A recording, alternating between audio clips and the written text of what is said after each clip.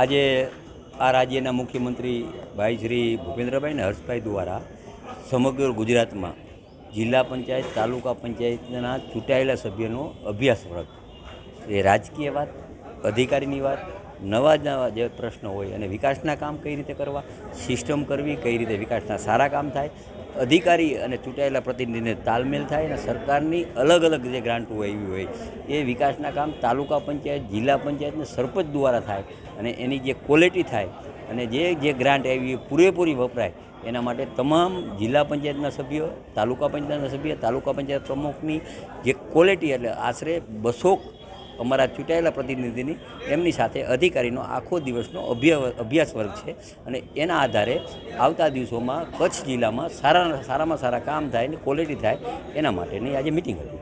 પ્રશ્નો અમે લીધા આવ્યા.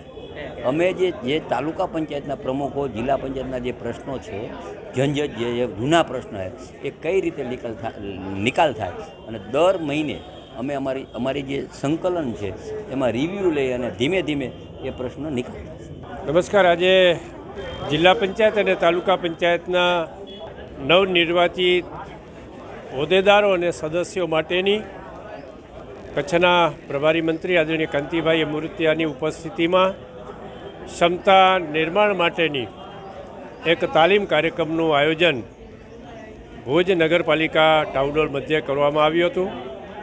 આજનો આ કાર્યક્રમમાં તાલુકા પંચાયત અને જિલ્લા પંચાયતના સૌ તમામ પદાધિકારીઓ માટે આવતા દિવસોમાં કામ કરવા માટેની દિશા મળે, તાલીમ મળે, એમની જવાબદારી સુપેરે નિભાવી શકે એ માટેની તાલીમ મળે અને સક્રિયતાથી કામ કરે જનકલ્યાણ માટે. અને જે રીતે દેશના પ્રધાનમંત્રી આદરણીય નરેન્દ્રભાઈ મોદી સાહેબ અને રાજ્યના લાડીલા મુખ્યમંત્રી આદરણીય ભૂપેન્દ્રભાઈ પટેલ સાહેબ અને નાયબ મુખ્યમંત્રી આદરણીય હર્ષભાઈ સંઘવી સાહેબની જે પ્રકારે કચ્છ પ્રત્યેની વિશેષ લાગણી છે એ લાગણીને લઈને સૌ સાથે મળીને આવતા દિવસોમાં સ્વચ્છ કચ્છ, સમૃદ્ધ કચ્છ, શાંત કચ્છ અને સફળ કચ્છના નિર્માણની દિશામાં સૌ સાથે મળીને આ કાર્યક્રમના માધ્યમથી પ્રયત્ન કરીએ એવા પ્રકારની નેમ આજના દિને વ્યક્ત કરવામાં આવી.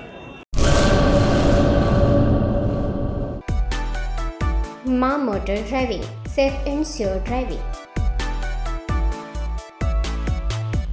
ડ્રાઇવિંગ એ શોખ સાથે આપની મોટી જવાબદારી પણ છે. અમારા ઇન્સ્ટ્રક્ટર દ્વારા સચોટ અને સરળ માર્ગદર્શન. આપની રોજની તાલીમની માહિતી મેળવીને શું અધુરાશ છે એના ઉપર પૂરું ફોકસ કરાય છે.